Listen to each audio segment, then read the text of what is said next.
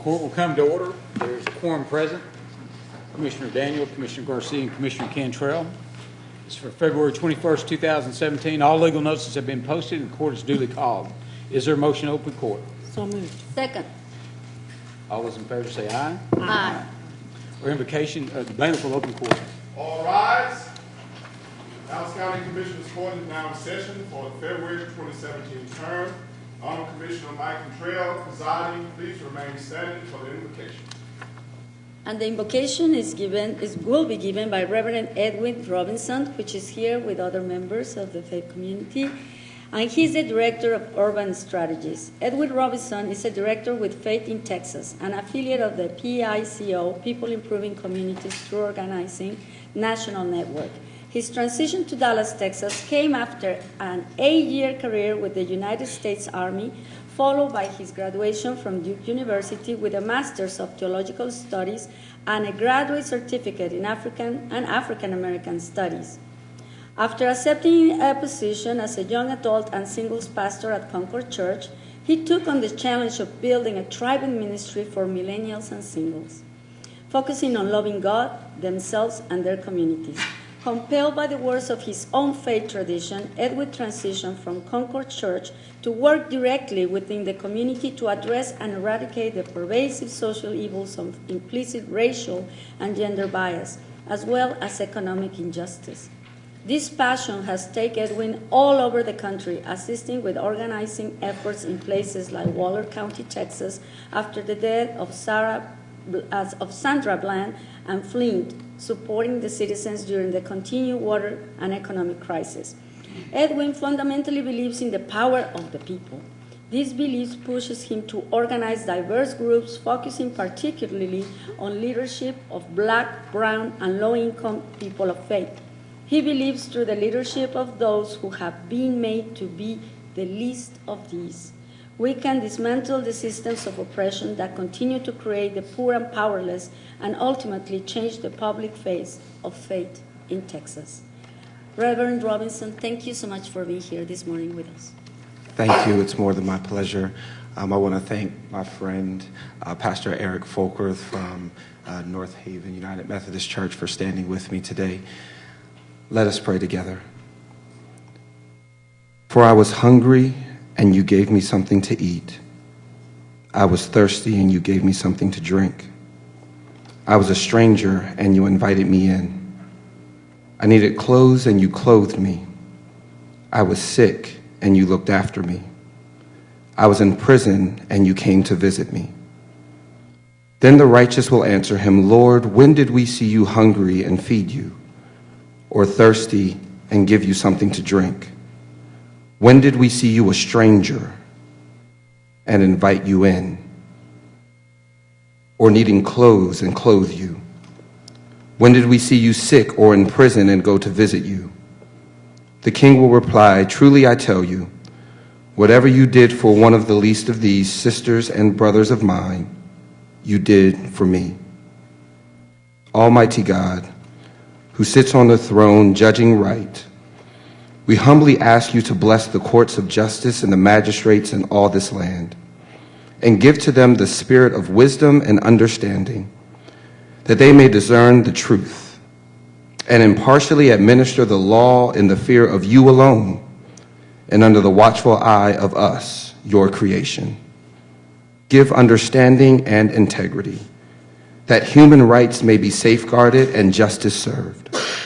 O God, send down upon these who hold office in this county, Dr. Teresa Daniel, Mike Cantrell, John Wally Price, Dr. Elba Garcia, and Judge Clay Jenkins, the spirit of wisdom, charity, and most of all, justice, that with the steadfast purpose they may faithfully serve in their offices to promote the well-being of all people.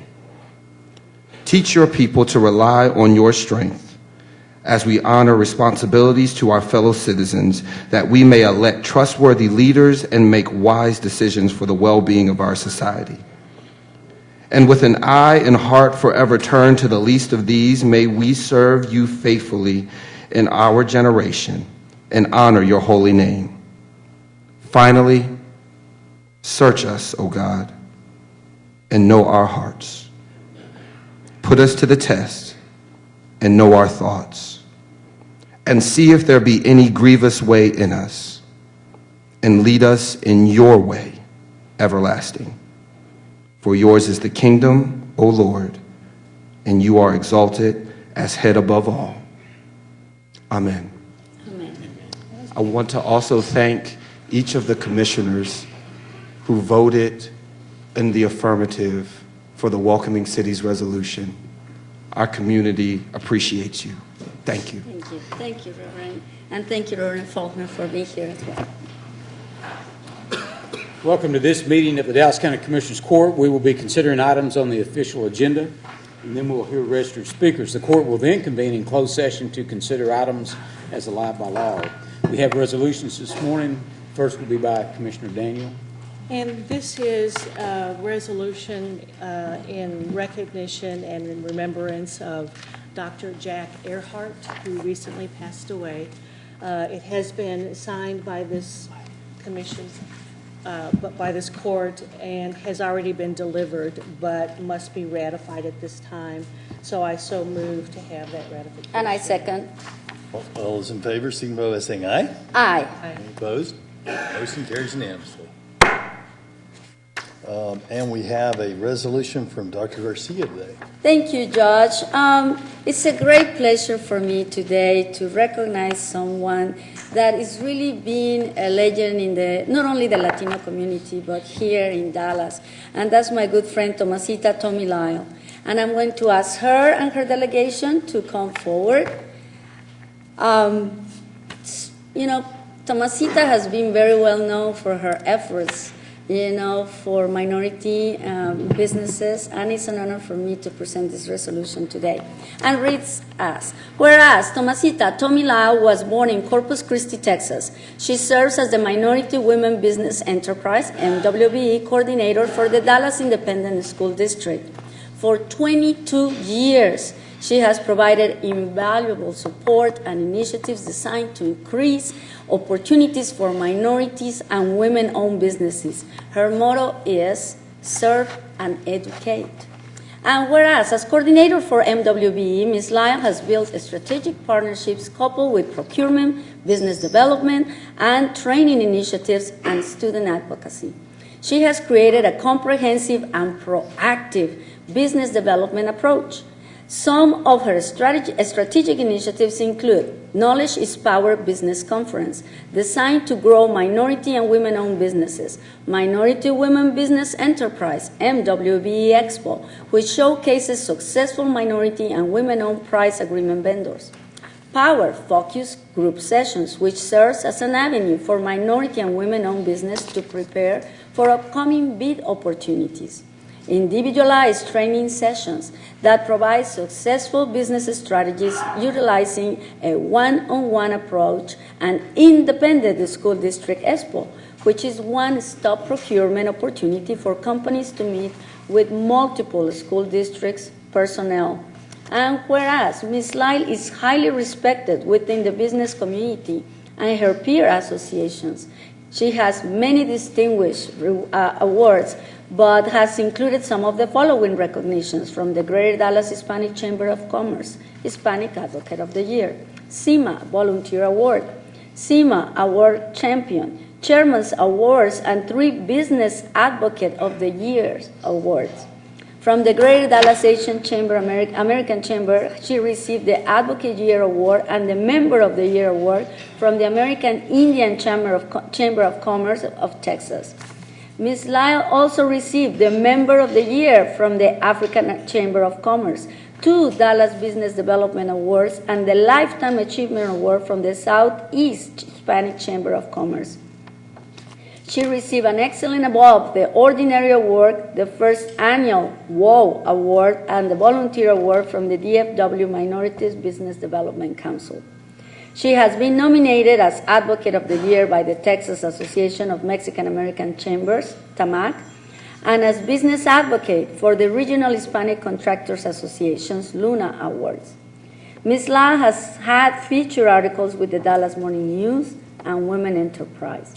And whereas Ms. Tomasita Lyle has been married to her husband, Chris Lyle, for 15 years. Together, they love and care for their Doberman, whose name is Anne-Marie Lyle.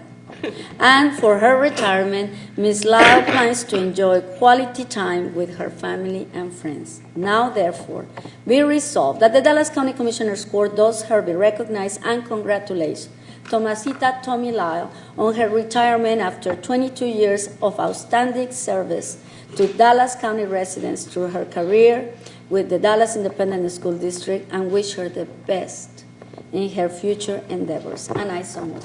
I second. All those in favor signify by saying aye. Aye. Motion carries unanimously. Thank you. Thank you, Commissioners. Dr. Garcia. This resolution is an extreme honor, and I accept it.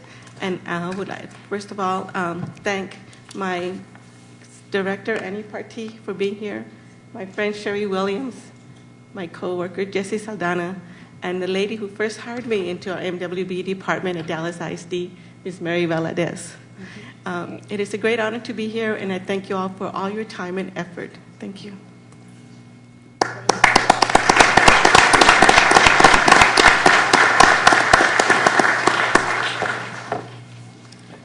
And the next resolutions, Judge, the next 5 resolutions are, to some of the people and organizations that go way beyond the call of duty to help Dallas County move projects as efficiently as we can.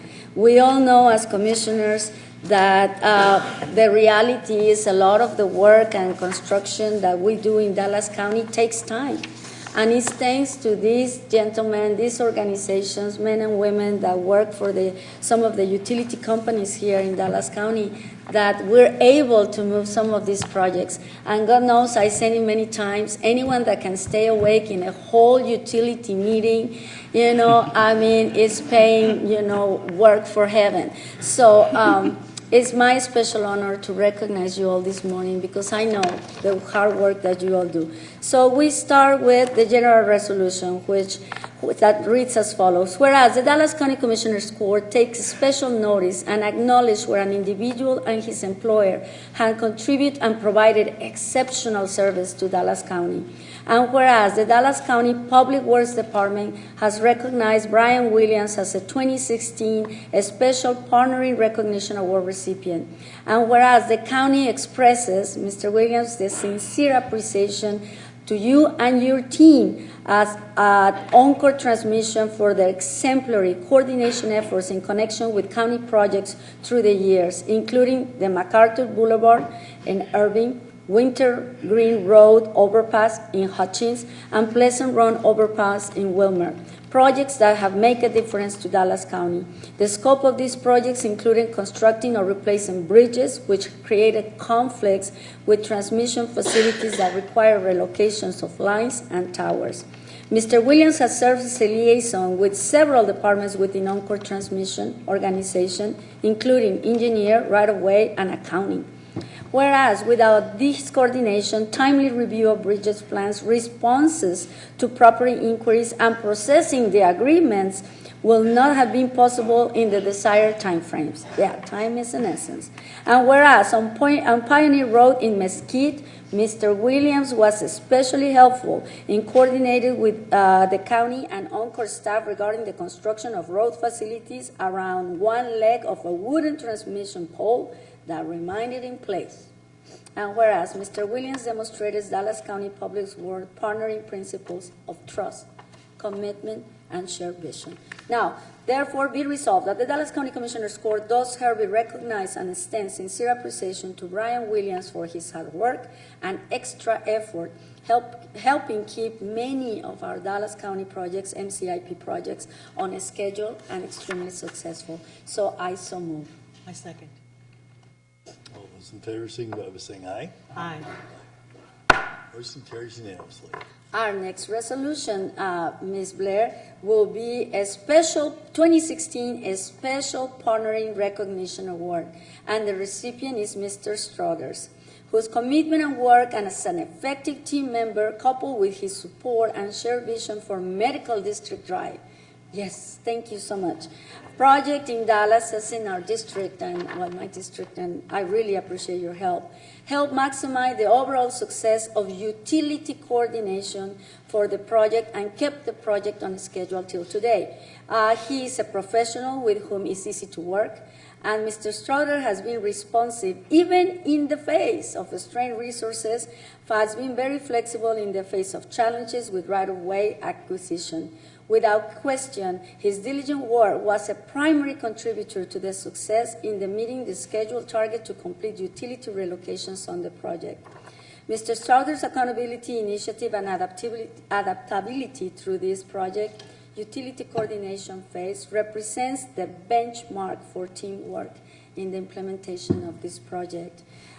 He's our partner and also works with Public Works, partnering principles of trust, commitment, and supervision. So, therefore, be resolved that the Dallas County Commissioners Court does hereby recognize and extend sincere appreciation for his hard work and extra effort helping keep many of Dallas County MCIP projects on schedule and successful. Thank you very much, and I so move. Second. All those in favor signify by saying aye. Aye. Motion carries unanimously. Our next one is Mr. Jorge Barrera as the 2016 Utility Partner of the Year Award recipient. And Mr. Barrera has consistently attended meetings and provided efficient updates and schedules from Time Warner Cable, which contributed valuable data to maintain overall the project schedule. Mr. Barrera is an expert on Time Warner Cable facilities, processes, constructions, and project areas, and has communicated effectively with the subcontractors on board with Time Warner Cable. He has been responsive and reliable, especially on the Cockrell Hill Road project in Dallas, where he was instrumental in getting Time Warner Cable's lines transferred from the old poles to the new poles that had been placed by Oncor. Mr. Barrera kept communications open and took time to meet with the county and city of Dallas in the field to create solutions to issues that they had delayed the work progress. After those issues were resolved, the Time Warner Cable transfers took less than 2 weeks to complete. Mr. Barrera has stepped in to expedite facility relocations on many key capital improvement projects.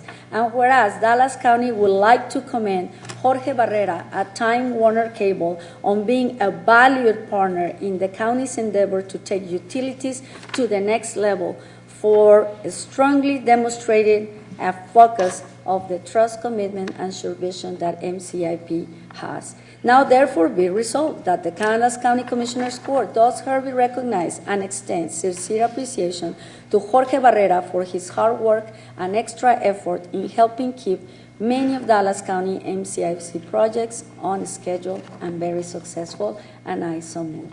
And I second.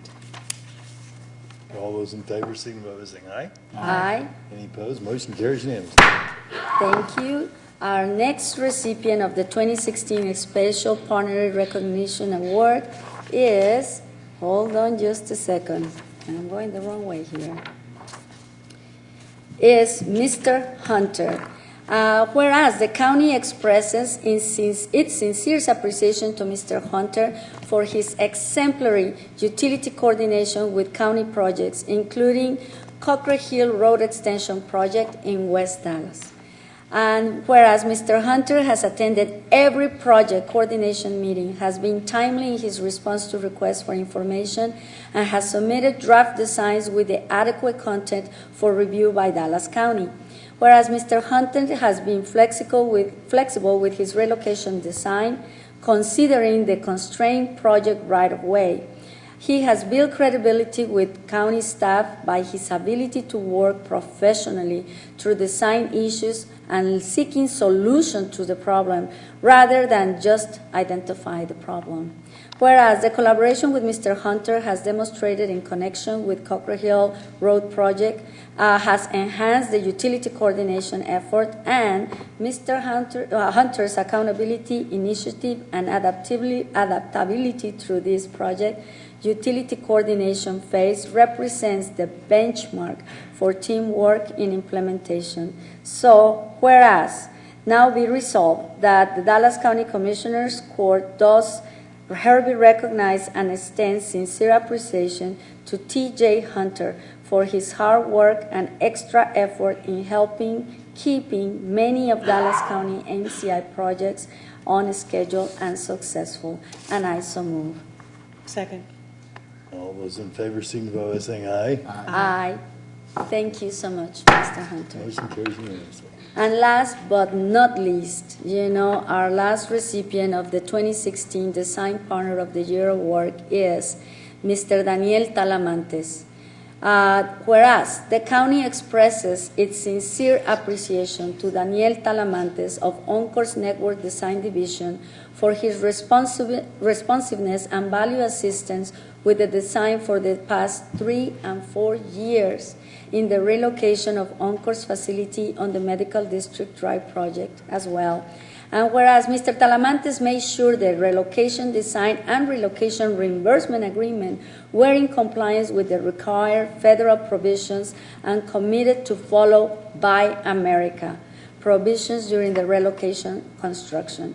And whereas Mr. Talamantes always responded professionally to design challenges and was very patient during TxDOT approval process in order to secure county's federal reimbursement. And whereas Mr. Talamantes took transparent communication to the next level, ensuring that agencies, partners, and stakeholders were fully aware of the scope of relocations prior to implementation in order to avoid future conflicts. And whereas he has been proactive and problem solver on this project, and his resolve has yielded expedient and cost effectiveness to Dallas County. So, where we now therefore be resolved that the Dallas County Commissioners Court does hereby recognize and extend sincere appreciation to Daniel Talamantes for all his work and extra efforts in helping keep many of Dallas County MCIP projects on a schedule and successful. And I so move. Second. All those in favor signify by saying aye. Aye. Motion carries unanimously. So much, Ms. Blair. Just one thing I want to say here is, again, I know this takes a length of time here, but again, these partners right here are the reasons why we're getting many of our projects through and getting our projects out. So with that, I would, if I could, just maybe if we could just take a picture up front, and thank you. Do any of them want to say anything? Yes, and let me bring, it's definitely, they have a lot of their supervisors here, and if they want to say something, they have a chance right now. Yes, please do. We really appreciate all the work you do. Oh, I always did. Can I say something before he talks? Now, we can give resolutions, but only you can give raises, supervisors. So keep that in mind. These are your great employees. Go ahead. These guys usually get promoted after this. All right. I just want to say that we work well with Roberta and Les, and I always enjoy the Dallas County meetings that we have with them. I'm with Atmos, and they make work fun, so I really enjoy that.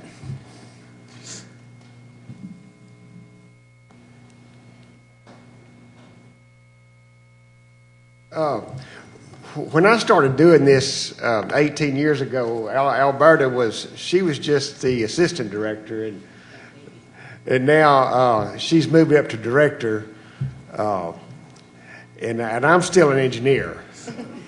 But now I'm an engineer with a prestigious award, and so I appreciate that so much. I remember one time we were meeting up on the 4th floor, and Alberta and I got in such an argument, I thought we were going to have to go out in the parking lot and wrestle. But fortunately, we were able to resolve that. And I want to give my appreciation to the county. Mark Twain once said that it's never wrong to do the right thing. And I just want to acknowledge to the county their willingness to always do the right thing. And it flows through everything they do. An award is a measure of what you've achieved in your career, and I appreciate that, and I will relish this moment for the rest of my life. Thank you. Thank you. I just wanted to take a moment, too. I spend a lot of time talking to a lot of groups out there, and the first question is, well, what does the county do? And this is what Dallas County does. A lot of it's public works. It's working with roads and bridges and making repairs, but then also making our communities better, easy to live in. And it's all of these people, all the variety of parts and pieces that really make it work. So even though I don't get the chance to meet with you and see you, I do see your fingerprints over all the projects that Alberta brings forward for us to be involved with. So thank you very much for obviously enjoying what you do and in sharing that with the rest of us. Thanks for making Dallas County better. Anyone else? Mr. Talamantes, Mr. Barreras, and Now we've got one more. a few words.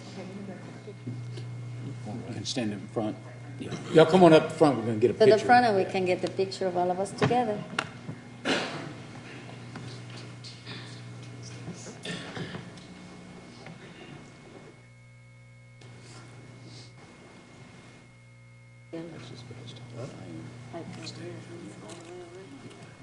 Good to have you here. What's your name tag? An issue.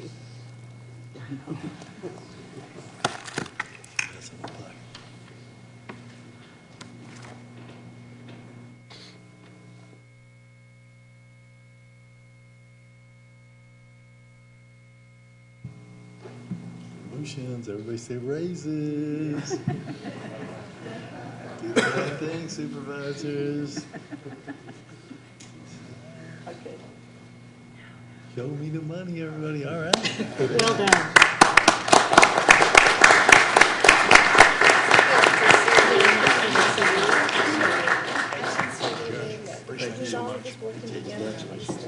Coming behind him. See ya.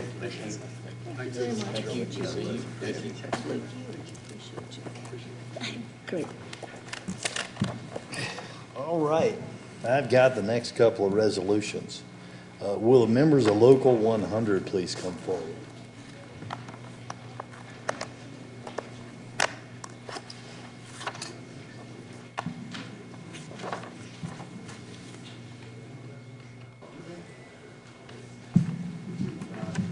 Hey, good morning, Craig. Yeah, they're making it.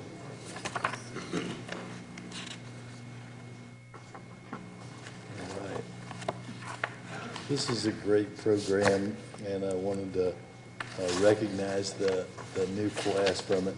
Also, let me say thank you. I don't know if I've said this, but I saw some of your members and you, Craig, the leader, at several of the vigils the week around our police shooting, and it meant a lot to have people come out and support the police and the first responders during a very difficult time. And this resolution reads as follows.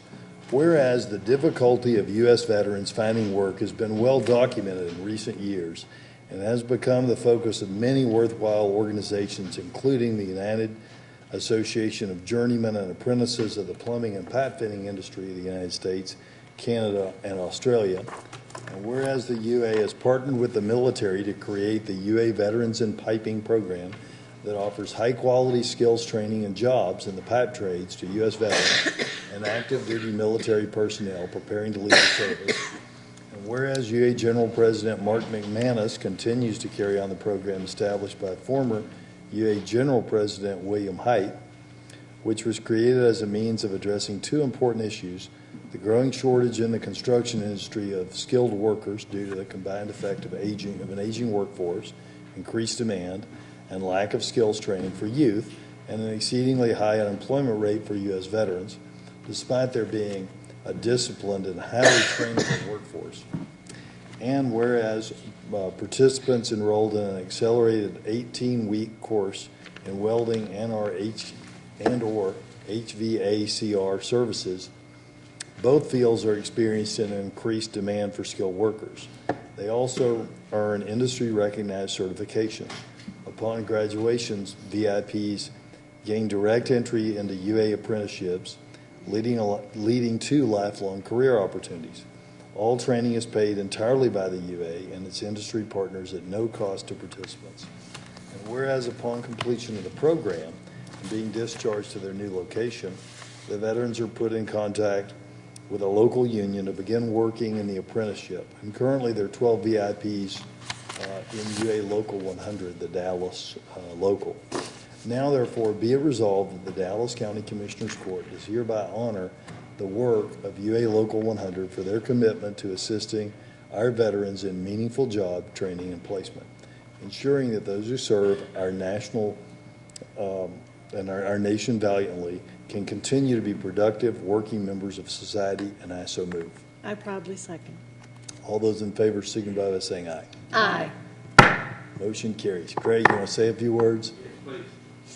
I want to thank the county commissioners and Judge Jenkins for recognizing this program, and I just appreciate the fact that you guys recognize us. Now, I want to recognize Debbie Vukovic, our coordinator, that without her leadership at the school, that it just couldn't happen. So, Debbie, I want you to step forward.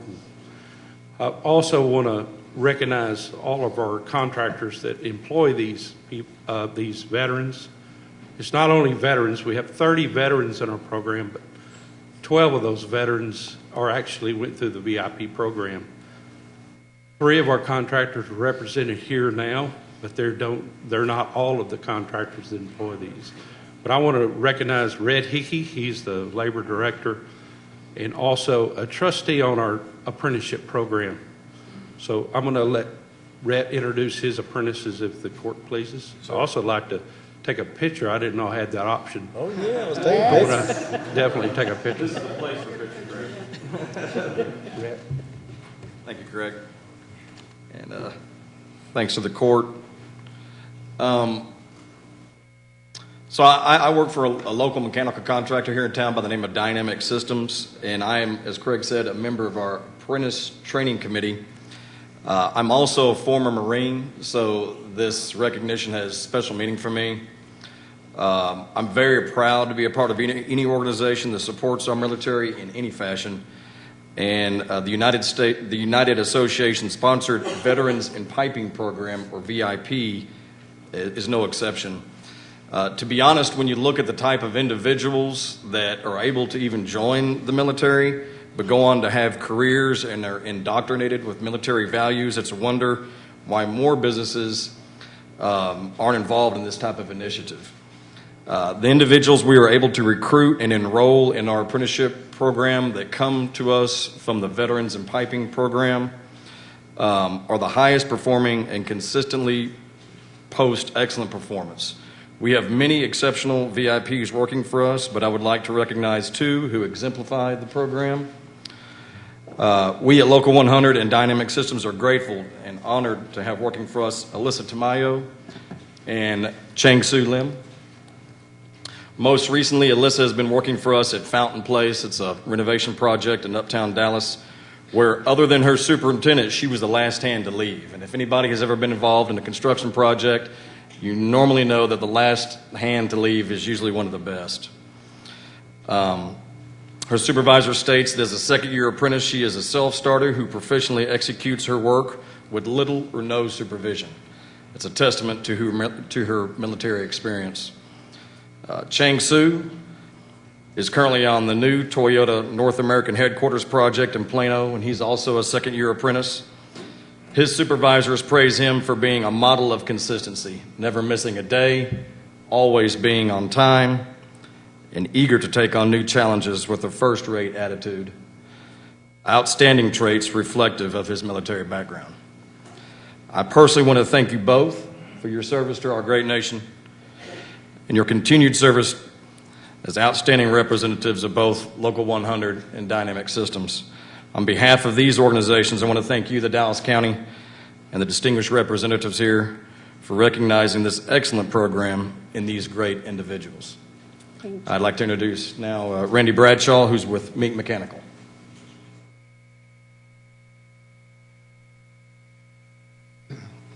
Judge Jenkins, commissioners, other guests, it's my very distinct pleasure to be able to stand here and represent our affiliation with United Association.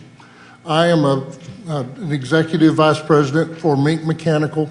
I'm also a 44-year member of the United Association, so it gives me great pleasure to bring forth a veteran representing our company that exemplifies what we're about in the Veterans in Piping organization. As I say, we're extremely proud of the United Association. We're also proud of our Mechanical Contractors Association affiliates that work with this program through the UA. The representative I'm bringing today is a young man, Warren Monroe. He served in the United States Army 75th Ranger Regiment.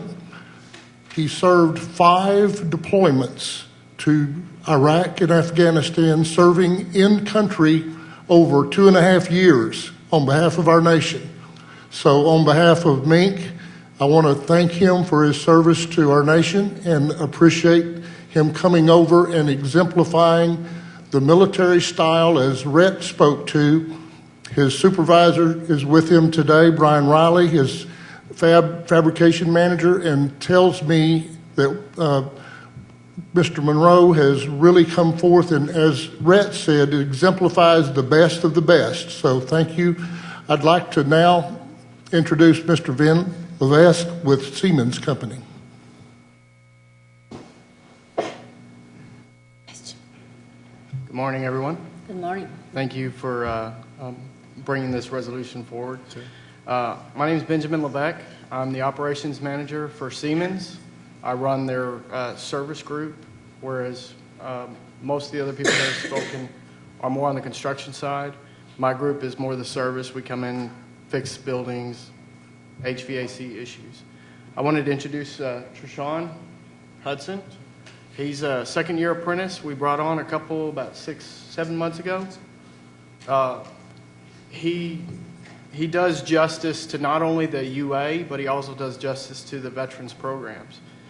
And Siemens puts a premium on bringing in veterans, and working with the UA, it just makes it that much easier because when we're looking for help and we're looking for new people, they make a point to point out the service and the dedication that some of the people in the apprenticeship program possess, such as Tristan. And since we brought him on, he's been exemplary and done everything we've asked him to do, and I see a very bright career ahead of him.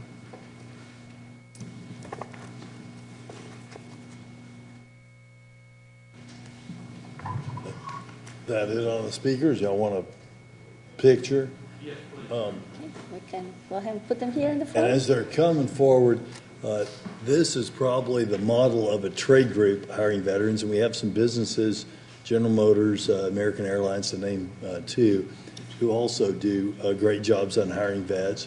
And I hope some of the media will cover this and will ask the question of other trade groups and other corporate, large corporations in our Metroplex, what they're doing and what they can do to employ more vets, because this could certainly be replicated by a host of people who are not nearly as active as this group.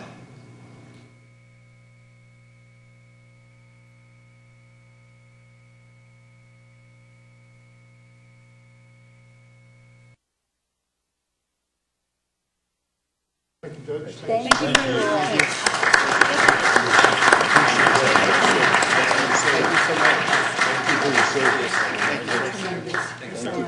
I know behind it. Thank you for your service. Thank you very much. Thank you. Hey, good to see you. Thank you for everything. Thank you very much. Judge, thank you. Thank you. You bet. Appreciate y'all. Thank you. Okay. So for one of my favorite things, veteran supporting businesses and organizations, to one of my least favorite things, the spring weather. As as county judge, our department has to respond to that spring weather. But we got a great team that does that. Chief Bass, will you please come forward, and anyone with you that works on that? I saw the fire marshal. I know I get him up at 3 in the morning to drive the roads when it's icy. So that's not spring weather, but he's busy in the spring too. All right. And the resolution reads as follows. Whereas each spring, severe weather, which brings tornadoes, can bring frightening storms, incredible damage, and change lives in the blink of an eye. The best way to meet violent weather is to be prepared in every way possible. And whereas the Dallas County Homeland Security and Emergency Management team has taken steps to better ensure our employees and residents are ready for potential violent weather affecting Dallas County.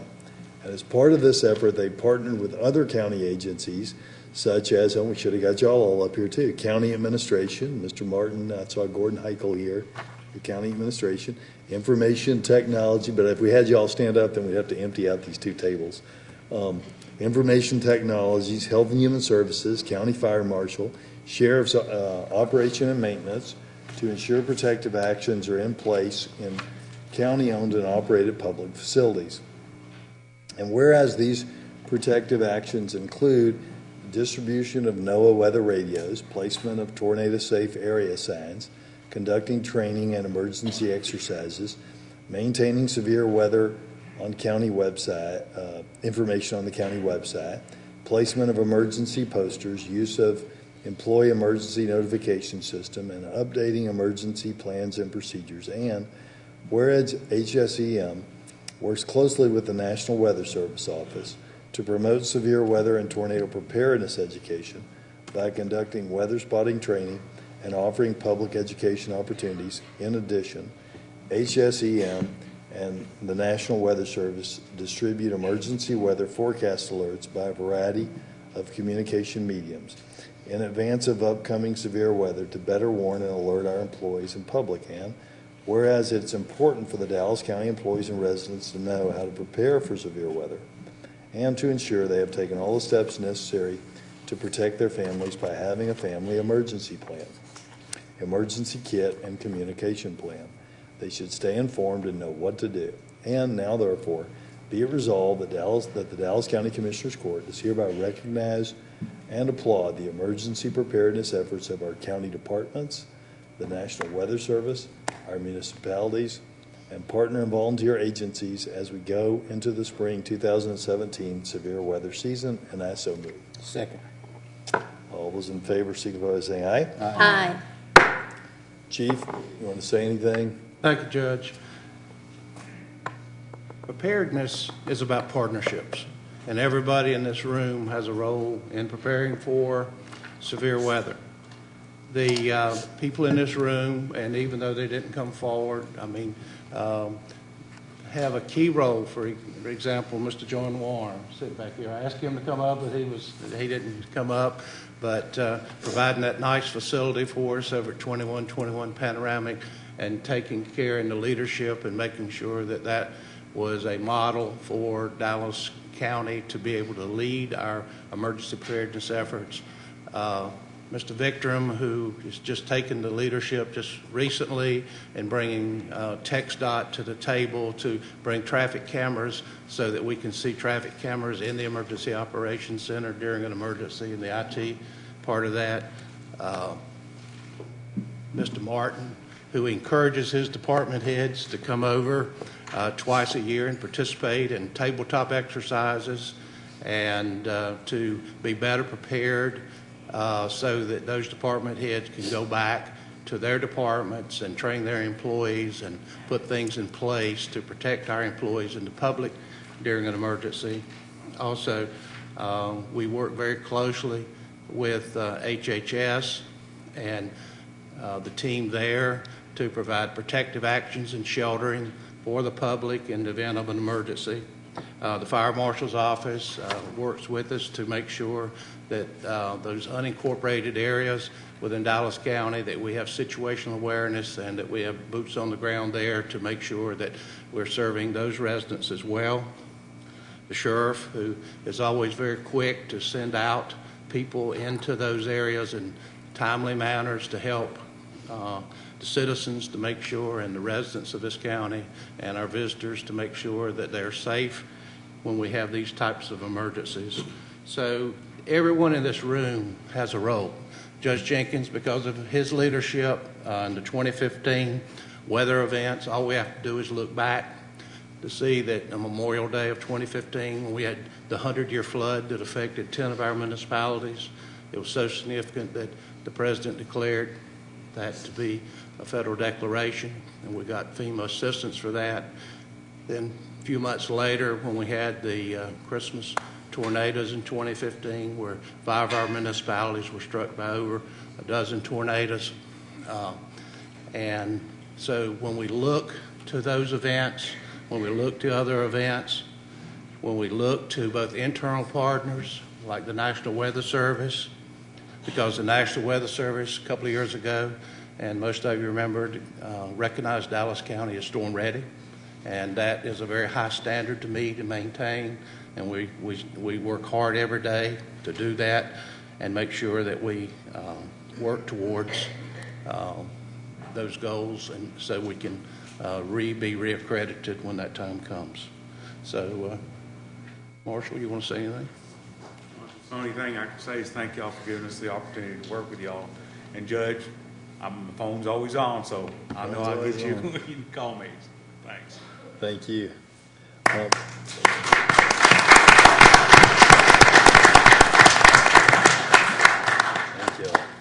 A couple of things on that for our employees that help us help you. The notification center system, if there's anybody who hasn't signed up for notification, that's not shared with your boss so they can call you in to come work overtime on a Saturday. That is just information for us to have so that we can text you and let you know when we're open, when we're closed. Important information like, God forbid if there's an active shooter in the building, that information would go out to you. On whatever your contacts are. The best thing is your cell phone. One other thing on your cell phone that I highly recommend to people, and it's free, is the Red Cross app. You can get all these weather apps from various television stations or whoever, and I'm not down on anybody's app, but the most accurate one that I've found by far is the Red Cross app. You put your zip code of your workplace, from your child's daycare, whatever you want in there, and your own home, and you get very accurate information that's supported by, among other things, Dell computer. There's just a host of things that go into that Red Cross app that others don't have, and I really recommend it. And I use it, and usually it gets me the information faster than anything else does. All right. Could I take just a moment of privilege with your permission, Judge? I'd like to make a comment that we never do anything by ourselves here, so I'd like to welcome to my staff a new intern, and you're all aware that the University of North Texas has a new law school in town. And this is a 3L law student, and his name is Carlos Hernandez. And please stand and let people know that this is a person on the second and third floor. And he recognizes that administrative law, which is something that we do a lot of at Dallas County. And he has expressed an interest in that, and so I really appreciate him taking time out of his law career to start off with us, to be introduced in that way. Would also like to make comment that Jermaine White, who is my chief of staff, has decided to take another job, but wanted to say thank you for her service and good luck.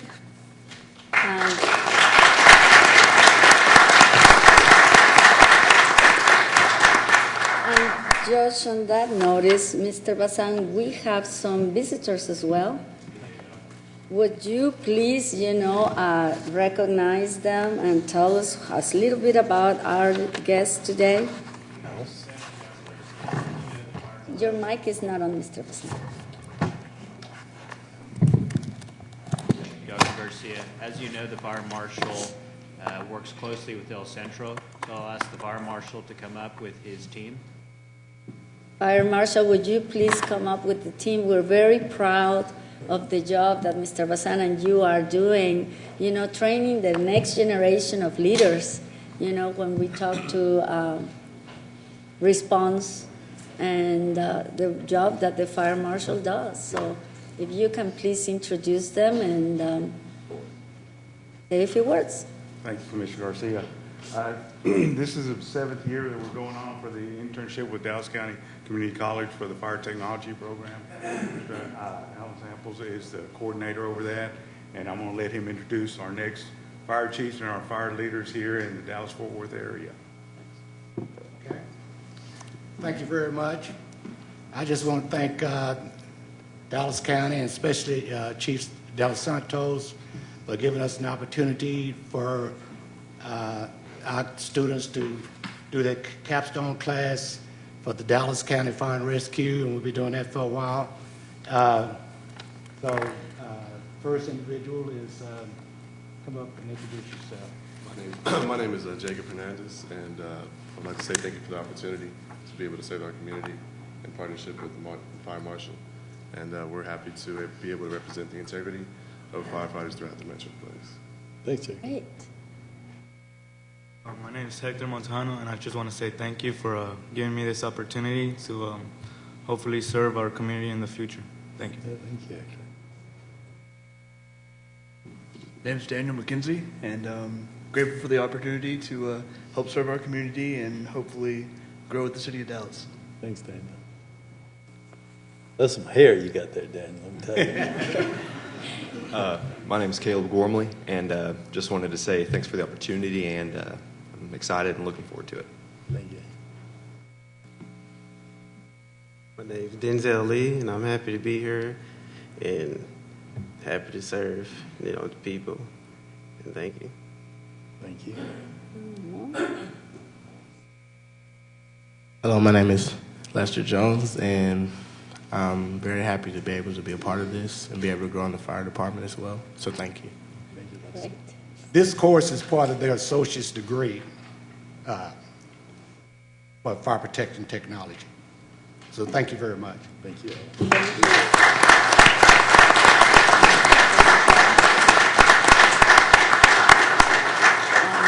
I just wanted to say a special note for firefighters, because whenever I get the opportunity, I recognize them for the awards and for recognition of what they give to our communities, primarily from where I sit, because they are first responders, which means that they are at the scene of emergencies and have to use very split-second decision-making in order to diagnose what kind of a situation they're running into.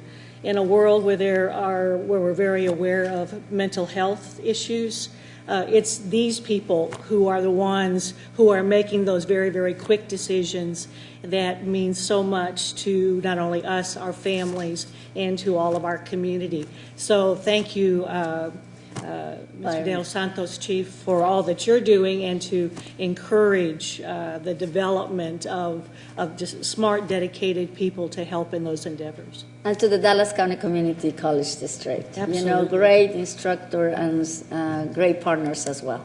So thank you, Commissioner Daniel. Thank you, Judge. Thank you, colleagues. Yeah. Thank you, Mr. Basan, Chief Fire Marshal de los Santos, about leadership and continue to groom the next generation. So thank you. All right. And Move the consent agenda. well, I think we got, is Health and Human Services got anything? All right. Motion on the consent agenda, is there a second? Second. All those in favor signify by saying aye. Aye. Any opposed? Motion carries unanimously. That was quick, girls. Congratulations. All right. We've got court orders J1 through J1. 103. 103. 103? Addendums 104 through 107. Correct. Okay, yeah, that's a typo. Okay, so we have, I need a motion on court orders J1 through J103 and addendums 104 Judge, through... if we can pull court order 9, Okay. 73, 73? and 105 for separate votes. Okay. 19? Okay. Pool 19 completely? I've got all the, I've got everything except for what you guys are, if you hadn't sent an email. What are the new ones? It's 9, 19, 73, and 105. And then number 21, because there are speakers And here. 21, okay. Well, I've got all those, all right. So here's what I've got then. Okay. We need a motion on court orders J1 through 103 and addendums 104 through 107, pulling 9, 19, 21, 44, 86, 105, and 106 for a separate vote. And 73 also. On 73 for separate vote, and pulling 19 and 97 for 2 weeks. Is that right? Okay, that is right.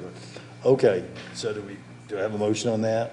So it's 1 to 103, pulling 9, 19. Well, 19's for 2 weeks, so 19 is for 2 pulling weeks. 9, 21, 44, 73, 86, 105 and 107. 105 and 106 for separate votes, and 19 and 97 for 2 weeks. Sounds good? And is that your motion? So moved. So moved. Second. Okay. Any discussion on these? I will only like to make some comments about item number 10. You know, it's the moving forward of the inmate dog training program with the Sheriff's Department. I'm very, very thankful to all our partners, Dallas County Community College District, El Centro, as well as the Grand Prairie, the city of Grand Prairie, for the work that they're done with us in giving us the dogs that will be trained at the county jail with the inmate program. So they are happy. They're providing the veterinarians, the transportation. Obviously, the SPCA of Texas, always a fantastic partner as well, with the leashes, the toys, the cages, and some of the other requirements that we need. So it's about partnerships too. So I am very pleased with the sheriff leadership, Ms. Yolanda Laras, as well, with inmate programs, and want to thank them all. We move forward. Great. I want to recognize Dan Garza for a lot of good work this week and other times too, but particularly on this fuel card deal, getting the fuel card stuff straightened out. And I think that'll result in our officers having more options, more time on, serving the public and less time searching for a gas station. So thank you. And for providing a lot of entertaining reading for this week's agenda. Well, but How he many also there were, he but also there gave us a resume. You know, Mr. Garza, that was beyond the call of duty because the agenda was very self-explanatory. So, thank you so much. Would also like to say too, this is the time of year when a number of the court programs are being moved forward for the next year, and it's a testimony to Dallas County's ability to just recognize that yes, public safety is one of our major activities. The jail is one of our biggest part of the budget, but that by using a little bit more vision and looking at the court diversion programs for alcohol abuse, for female offenders, for DWIs, for misdemeanors, just the variety of things that we really ought to pay special attention to. It's just noteworthy that, yeah, we're paying attention. Thank you. And there's another project, Ms. Blair, that I want to thank you. It's the Sylvan Project from Forward Avenue all the way to West Dallas. For all of us who live in Oak Cliff, we thank you. I think Domingo has had 2 flat tires on the same spot. for the last, 6 months. So it's about time, and we really appreciate you moving this one forward. Thank you. Great. Any further comments or questions on any of these matters? Hearing none, we'll take a vote. All those in favor signify by saying aye. Aye. Any opposed? Motion carries unanimously. All right, so this takes us to item number, was there one before 21? 9. 9, item number 9. All right. Is there any is there a motion on item number 9? It got pulled. So move. Oh, it got pulled. Was it? No, I don't think so. It was 9 and 19. It was a separate vote. Separate vote. Separate vote, okay. So, is there a motion on that? I move. Okay, is there a second? If not, is there a second on that? If not, I certainly will second it, but the chair. You second? You did second it, okay. I have a question on that. Before we start going down there, when you look at the statute, it specifically says the Commissioners Court or judges of multiple jurisdictions beyond the boundaries of just Dallas County. Has the DA's office weighed into that? In other words, we don't want the judges out doing something, getting ahead of us if they don't have the authority to do that, because then that puts in jeopardy everything that's under that program. Well, the authority still lies with you, as in you guys have the financial authority to fund whatever it does. The judges in this case are just going to set up a committee that's going to have oversight policy. That's and what that I'm saying. I don't think under the statute you can do that. Now, maybe the DA's office. That was not submitted to us for review. I'm not going to vote for it until I get something from the DA's office saying that they have the legal authority to have the oversight that they have. We can certainly do that and have it for you at next meeting. Why don't we Hey, pull that no until problem. we get that? No problem with me. Yeah, if they come back and say yes, then I don't have a problem. But Okay. Well, no, I mean, if Commissioner Control would like to see that analysis 1 week, we can wait. I'll work with Russell and Judge Birmingham, and we will bring that back in 2 weeks. Not a problem. Okay, thank you. Thank you. Thank you. Yeah, I mean, I have no problem. I thought it had There's been more than passed by one the DA. yeah, I don't think it's run past the DA's office. So Sounds good. We'll go next ahead. item is number 21. 21. They'll have a motion on it. Who pulled this one? It's pulled for a separate vote. There are a number of speakers on 21. Okay, sounds good. Did we take a vote on 9? No, it's being We're pulled. going to wait 2 weeks until it goes through the DA. Goes to the DA? The District Attorney's Oh, Office. the DA. Yeah, the DA, not the VA. And let me just say on the record, Judge Birmingham, thank you. And I do I want the DA, if the DA needs to look at anything, I want the DA to have that opportunity. We all want to work together. This is a great initiative. And Yes, and we really appreciate your leadership, Judge. Thank you for being here. I did not see you, and we're all, once the DA gives the okay, we're all on the same boat. I was under the understanding that he had reviewed, so. Thank you, Judge. The DA says yes, and that's no problem. Can I add something? I need you to stay for 21. Sir? You need to be here for 21. Are you leaving? No, I'm not leaving. That's on this issue. As we move forward, there are going to be a lot of logistical issues with this that are going to have to be worked out. Which Quite one are you frankly- talking about, Mr. Number 9. Stretch? 9, I'm sorry, Okay. number 9. And so we're very open to working with the judge and work through it, but there are some logistical things we'll have to do. Quite frankly, I suspect the legislature will end up having even more changes as we go through. So we'll work with that and make sure. My issue, Mr. Richter, is making sure that the judges have that authority of oversight so that it doesn't crater the program. You see what I mean? Absolutely. And again, Commissioner, I think as we dig into, these are significant work we're trying to undertake here with the reform. We're probably running a lot of things where we'll need help from Judge Roden and the other legal team. But I just wanted to be very clear, we're prepared to work and very pleased to have the opportunity to move forward with this. Great. Thank you. Thank you, Mr. Stretcher. All right. So this takes us to 21, I think. Waiting on a motion. So moved. Second. So we have a motion and a second. We have speakers on 21.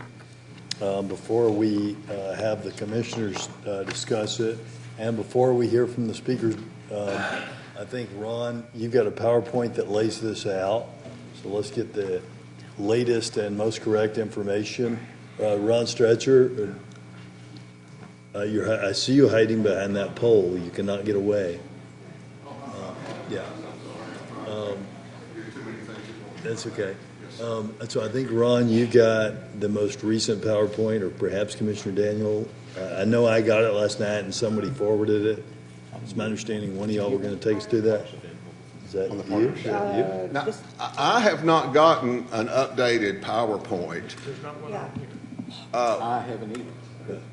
I haven't gotten any update. What was in your packet was what we had at the time of the briefing, which was the generalized outline for the partnership that kind of laid out how it would work and where things would go, who would be on it. Come up here and tell me. Whoever knows something about this, come tell me about it. Judge. Okay. And did anybody look? I hadn't had a chance to look at it. No, it's a work in process, and he was just adding some of his insights into the organizational structure. Okay. Who was that from? It was from The new city manager. Broadnex. Okay. Well, why don't you, before the speakers, take us through whatever you understand to be the latest ideation of this. And if I think I know, at least from Friday, what the city wanted, so I'll share that after you take them through it. And if somebody, is it on my, I'll look at it real fast. Printed. You may It's printed where? Go ahead, Ron, get us started and I'll try to find look at it afterwards, I think. Okay. That was the requested. The overview of the partnership is this came from the work of the Mayor's Homeless Commission, which had many members, community members, people in the industry, myself, others, and it generated a report that was kind of a roadmap of how we need to move forward as a community to end and prevent homelessness. And one of the key elements of that report was we need some kind of intergovernmental authority, governance board, oversight, whatever you want to call it, to help us break through the silos and get the people with the money and the ability to develop more housing for us at the table. It recognized that the city has a piece of that, the county has a piece, Parkland, the housing authority. We needed our philanthropy community at the table, veterans, NITBA, our health authority, the people who are actually doing the work and providing the service. The proposed outline of the structure had, I believe, an 11-member commission with co-chairs for the city and county appointed. I think the area of controversy, contention still up in the air from the city standpoint is what kind of advisory mechanism do they want for citizen input? You know, we had certainly recommended in the outline of the proposed partnership that it be an advisory group that the commissioners would appoint as well as the city council, required that it would have at least 3 homeless or formerly homeless. I believe some members of the city council seem very committed to having a Dallas City Homeless Commission, a la Park Board or Arts Council, where it's appointed by the city council and they have a structure and report back up to the council. I was at city council briefing for this last week. I have not gotten any real update on what they think they want to do next. I must admit I came out of the briefing a little confused about what their next steps were. The thought again is this should be something that we can participate in. It's not creating a new bureaucracy. It's not coming and saying, oh, we got to have 18 staff members to make this work. It's saying, let's get the people who have the services, the resources all together at the table working on actually trying to solve this issue.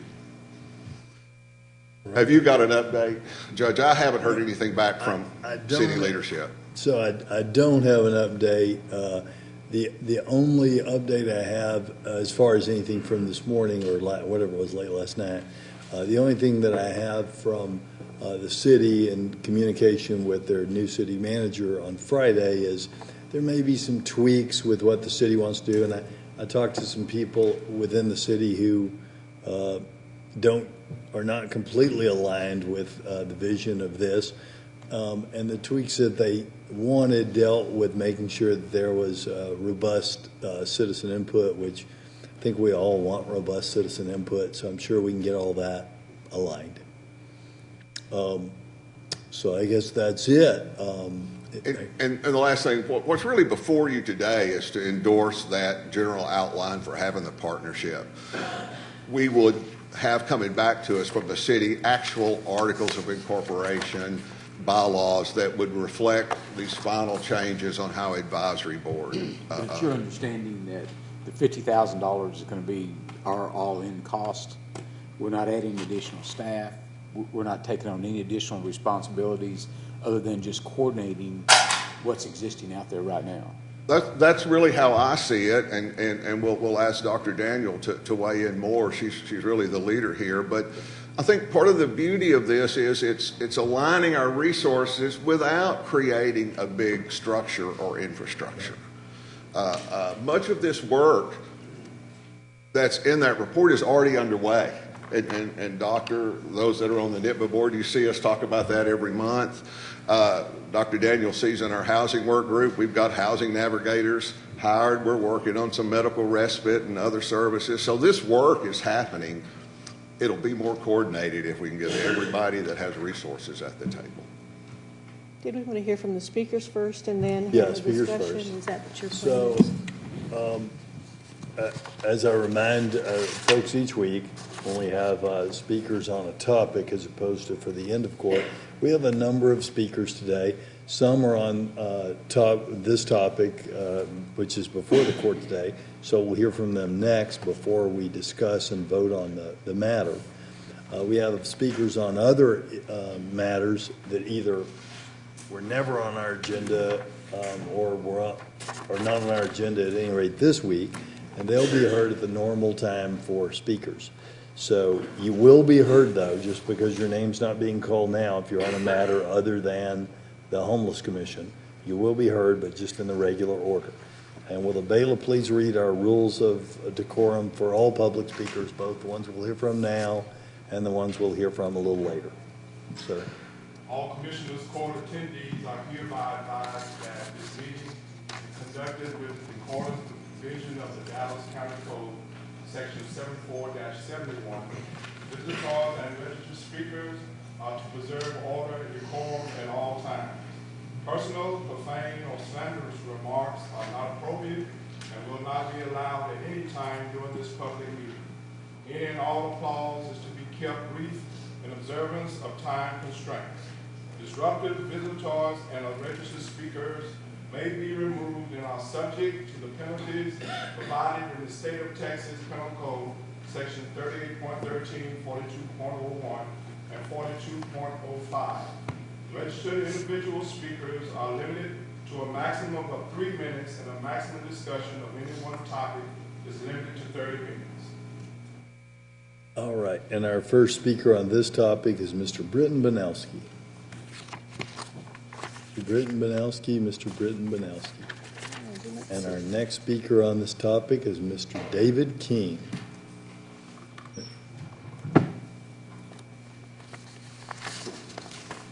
Sir. Mr. Jenkins, commissioners, I just want to speak very briefly on this issue. When my council member asked me to serve on the Homelessness Commission, I did so because I already had an extreme concern for the concentrated poverty and the lack of affordable housing that we were seeing in our communities, and felt that this issue is an extreme result of those underlying causes. As I came to work with the members of the commission, all of whom I felt were very dedicated to this purpose, albeit having different viewpoints, one thing became very clear as we researched the other cities who had implemented similar efforts in order to curb the problem that was growing out of control. That overriding commonality that we found was integration of effort, the coming together of the different entities that were affected by this issue and that were directly trying to impact the issue, so that their efforts could be coordinated so that resources could be properly directed where they were needed at the time they were needed. And what we see is in our particular city, in our county, you have many different organizations who are extremely dedicated, who are working hard every single day to deal with this problem, but are working independent of one another. And so where you may have one institution that has available resources that are needed, another institution that is overwhelmed by the need for those resources, you don't have the combination of the two so that those resources can be aptly spread. For this reason, as well as the importance of creating a dedicated, continuous focus to this problem, I think that the partnership that's being created here is essential. This is not the first time that this issue has come about, has gained attention. We've seen it rise every 10 years or so, and people bring attention to the matter for a time. We talk about the importance of it, and then because there is no consistent focus on it, it is forgotten over time. And of course, the problem is worsened when it is not being actualized continuously. So I think that the partnership here is key. The cross-jurisdictional issues between the city and the county are obvious, so that there's a need for the county and the city to work together on a continuous basis. And the only thing that I would say, in addition to supporting the creation of this partnership, is to really speak to the need to make sure in the structure of the partnership there is an ability to remain open to the creativity and innovation that can come from many different sources from around the city, to make sure that all voices are heard. That's the case in terms of involving citizens from the community. That's the case of involving every organization, even though it's not a matter of the COC. I don't know if my time is at an end, Yeah, but it is. okay. But I just want to reiterate the support for this partnership, though. It's very important. Thank you. Thank you, Mr. King. All right. Follow on the theme of David's, we have Dr. David Woody III.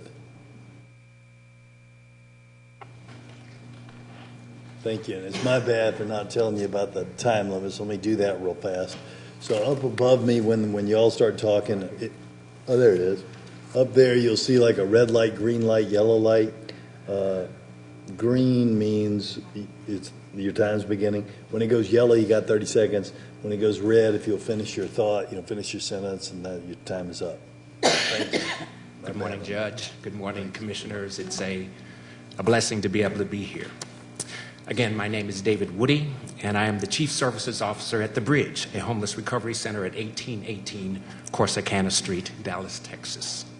This morning, I'm happy to speak on behalf of my organization regarding a proposed Dallas area partnership to end homelessness and Dallas County's endorsement of a city and county opportunity to intensify efforts to impact homelessness in our community.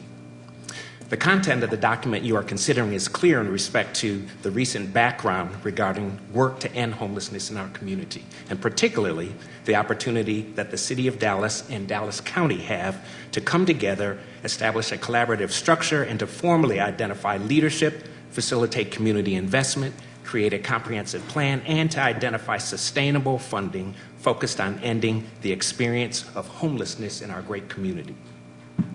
That we are at this place is not by happenstance. Substantial dialogue involving professionals working with the homeless population, city and county officials, and concerned citizens has been seen over the past 8 to 12 months. Dissecting the experience of homelessness in our community with such experiences like for folks who are homeless, who in our community is affected with such circumstances, and exploring the various effects and opportunities and efforts, public and private, existing to affect change within this population. This dialogue, in the form of Mayor Mike Rawlings' Dallas Commission on Homelessness, resulted in a formal document, the Dallas Commission on Homelessness Final Report, released in late 2016. This document outlines community perspectives, our current environment, and offered a set of strategy recommendations for reducing the incidence of homelessness in our community. Getting organized and aligned was articulated as an initial and important step in having a deeper and more impactful approach to the experience of homelessness in the city of Dallas and Dallas County.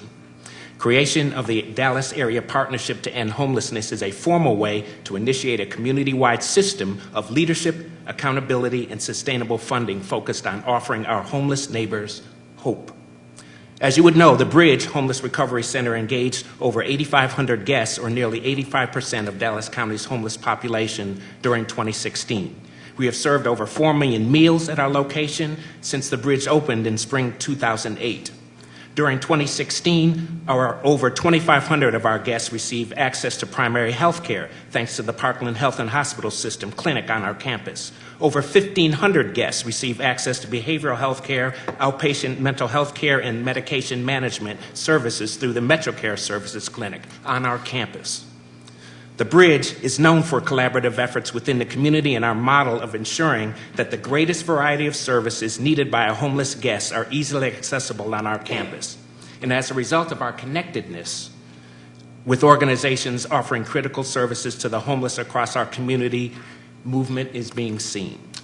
Your support of the Dallas Area Partnership to End Homelessness would further exhibit your commitment to collaboration, the identification of mission-centered leadership, and to ensuring that stewardship guides planning and implementation of new opportunities to end homelessness. Thank you. Thank you for your time. Thank you, Mr. Wood. Thank you. All right, and our last speaker is Reverend Gerald Britt. Oh, there he is.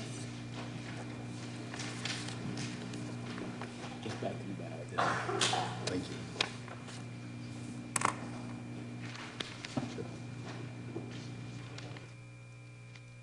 Thank you, Judge and Commissioners. I ran into Edwin Robinson and Eric Folkworth on my way out there. I told them I'd forgotten my collar. So, but I'm here to speak on the Dallas Commission to End Homelessness and urge your continued support for it. And just trying to think of what to say about this, what's not widely known is that initially City Square, the organization that I represent and work for, did not initially deal with the homeless population. As a matter of fact, I think our first foray into that effort was when the RFP went out for nonprofits or whomever to begin the process of actually building what became known as the Bridge. And when we submitted that RFP, it was interesting that we were the only nonprofit, only agency to submit a bid, and we didn't receive it because they said that we didn't have enough experience in dealing with homelessness. Of course, that has changed, but I think what also has changed is the mood of the city with regard to homelessness. Because at that time, homelessness was something that people didn't want to talk about. Homelessness was not something that people didn't want to deal with. It was something that was considered to be a habit or a function of a person's inability or unwillingness to conform to society, and that they wanted to be that way. We have seen over the course of time that that the impact of homelessness on our city is a commentary not only on our city's economic poverty, but it's also a commentary on our heart. It's a commentary upon the city's morality. It's a commentary on the city's political will to deal with those that we consider to be the least of these. I think it's important that we now look at solutions that are really going to solve and come up with problem-solving measures that are going to do not only just deal with homelessness, but have the potential to eradicate homelessness. And so I want to urge the county to fully invest themselves in this partnership, and then we urge the city also to fully invest themselves in this partnership so that we have the real opportunity to end homelessness in the Dallas City and Dallas County. We cannot do this. We cannot do this without one another, and we cannot do this without the combined forces of the city, the county, the continuum of care, and those agencies that are committed to the same challenge of eradicating homelessness in our city. Thank you. Thank you. Thank you, Reverend. Love your heart, Reverend. All right, and that concludes our public speakers on that matter. We'll now have discussion or any presentations or thoughts from the commissioners. Ready? Well, then I would like to say a few words. Say a few words. This is our chair. Go ahead, Chair. Well, good morning. Yes, I'm very proud to be here talking about this topic because it is time to do this. But we come here building on the shoulders of many past efforts. There are a number of people in the room today who've been working on the issues of housing and homelessness for many years. Looking at this partnership, too, and recognizing that Mayor Mike Rollins was the homeless czar for the Dallas area starting in 2005. At that time, there were 4 goals and 4 strategies. One is to get organized, which seeing the number of entities involved can be quite a task. The second is to create the Homeless Assistance Center, which has now since then become the Bridge. The third is mental illness and trying to change our mental health procedures in North Texas. And the fourth is permanent supportive housing. I come to this because Dallas County, with public health and public safety being its major thrusts, has a Dallas County behavioral health leadership team that I became a co-chair of. And it became evident very early on that housing was a foundation piece to successfully be able to address mental health issues in Dallas County. Therefore, for the last 3 years, there has been a behavioral health housing work group to assess the situation in Dallas County as related to housing, affordable housing, and homelessness, where it became very evident that, first of all, we can't do this by ourselves, that monthly 25, 30 representatives from providers, from Parkland, from elected officials, developers, foundation people, discuss where we are on the variety of needs related to housing and homelessness. We recognize, too, that by coming together, we would be able to leverage better the resources that each one of the groups does bring to the table.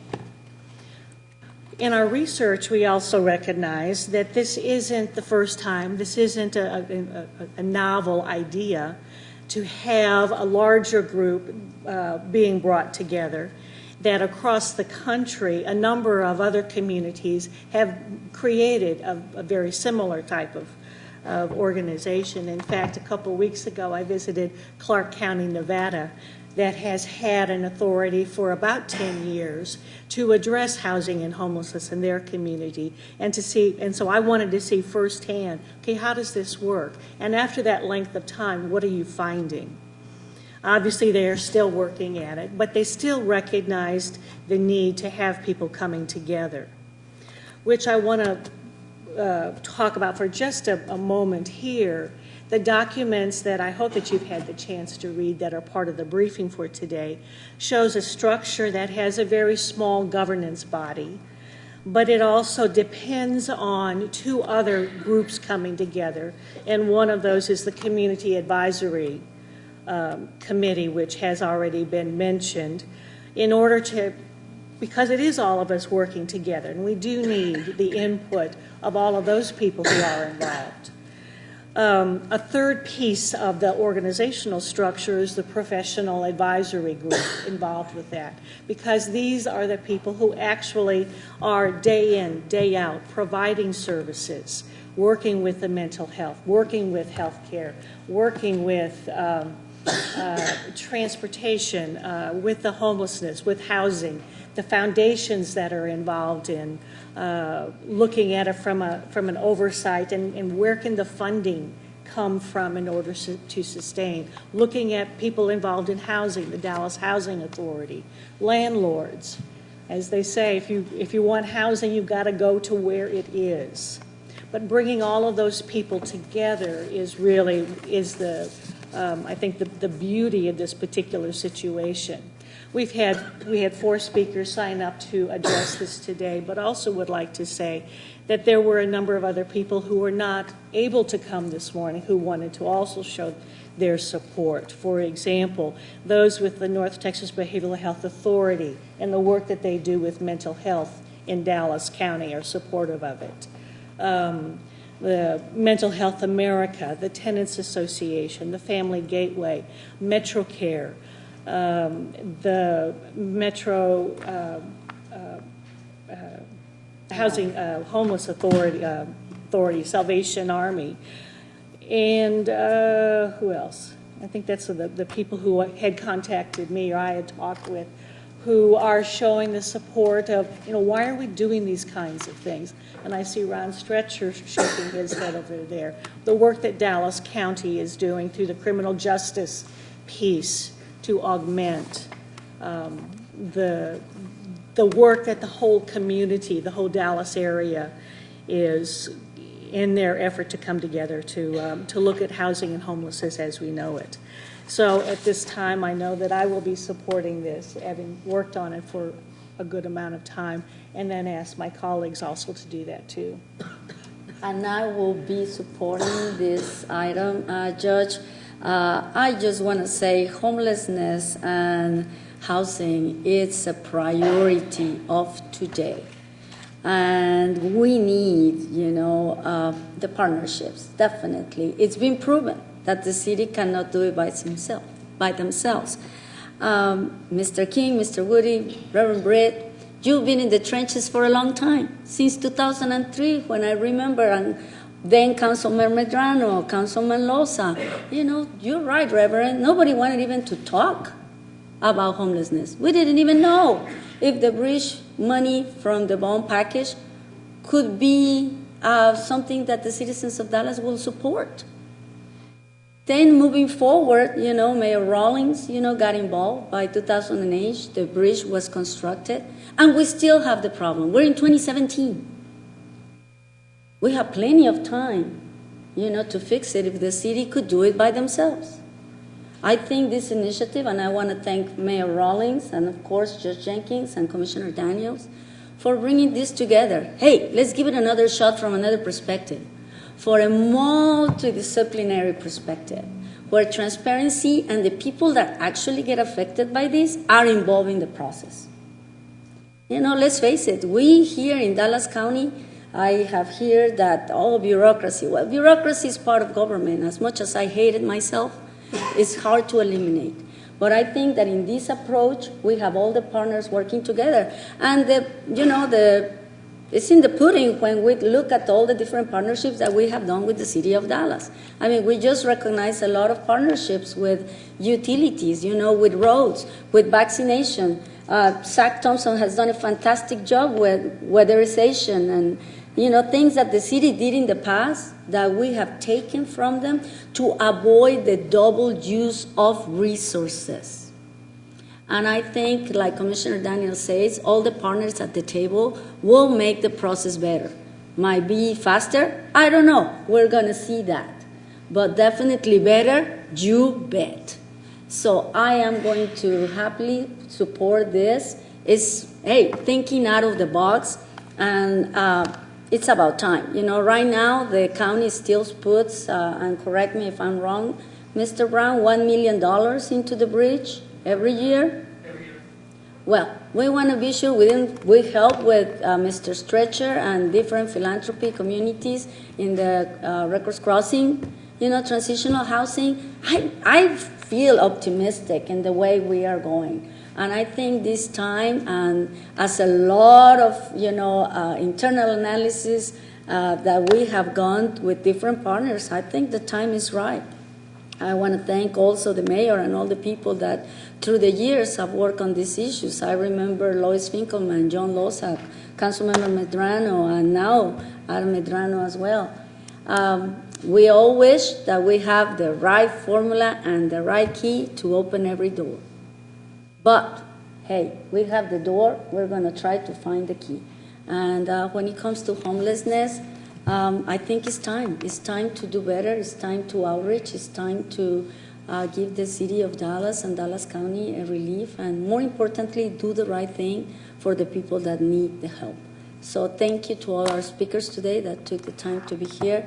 Again, Judge, congratulations to you, Mayor Rawlings, the City Council, and of course my colleague, Dr. Daniels, because she will be our liaison with this organization, and I have full confidence that she will show us some light into this issue. Thank you. Commissioner?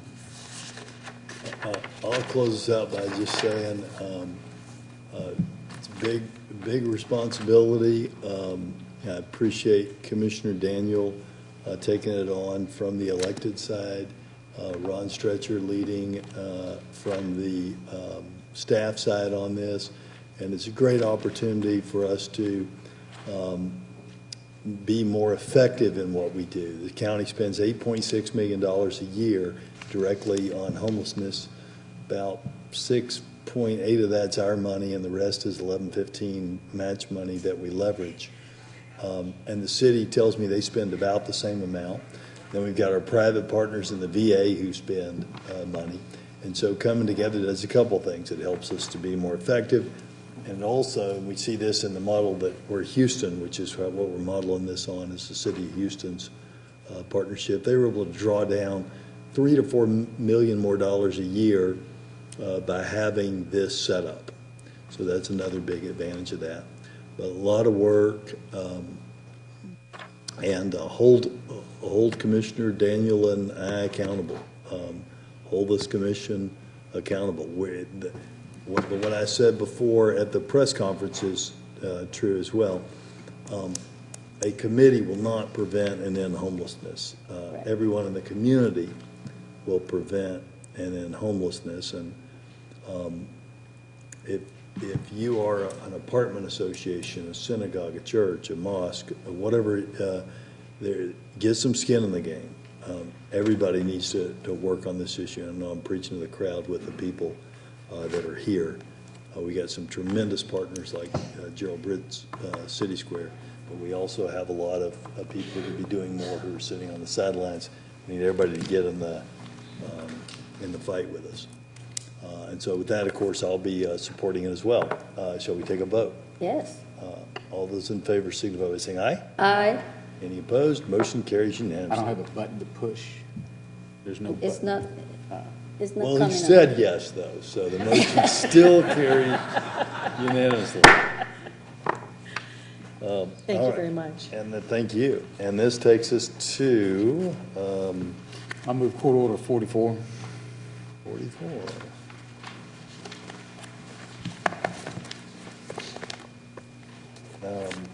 Is there no second for that? What is 44? I think that's for staff for the county clerk's office. Oh, yes. Hourly rates for staff. For augmenting the county clerk's office staff for tech share courts. So This is within. Determining the hourly rates. It's not just It's a courts, though. clarification for the auditor's office. But I mean, it doesn't increase the budget, right? That was my question. Yes, ma'am. We actually submitted that, and that just based upon our conversation with the county auditor's office, it just clarifies the actual rates. But it doesn't does not- increase the budget at all. There are no new monies and stuff involved at all. It just basically clarifies the actual rates to be paid, so that whenever they get an invoice for a particular person's work on that particular project, they typically know, okay, yeah, we can go through and actually pay them at that particular rate. technically, before we discuss this, so I need a second. Commissioner Daniel, do you second? Yes. I did. Or did you? I'm sorry, I didn't hear that. Keep going. Sorry. Yes, sir. There's no new money involved. It just clarifies the rates per our conversation with the county auditor's office. All right. Any further questions? Nope. Okay. I asked that to Mr. Bickram, and he responded. Thank you. Sure. And all those in favor? Aye. Any opposed? And I'll abstain. And what's next? And the motion carries 3-0. I move Court Order 73. You'll be abstaining? Yes, I'll on be this one? abstaining. Thank you, So that's why it was colleagues. pulled. So you could abstain. Is there a second on that? Yes, oops. All right. So we have a motion and a second. All those in favor signify by saying aye. Aye. Aye. And we have a, I'll abstain, so it's a 3-2. I'm sorry, I One should ask you abstention. that. So 3-0 with an abstention. Next, we have Court Order 86. I'll move Court Order 86.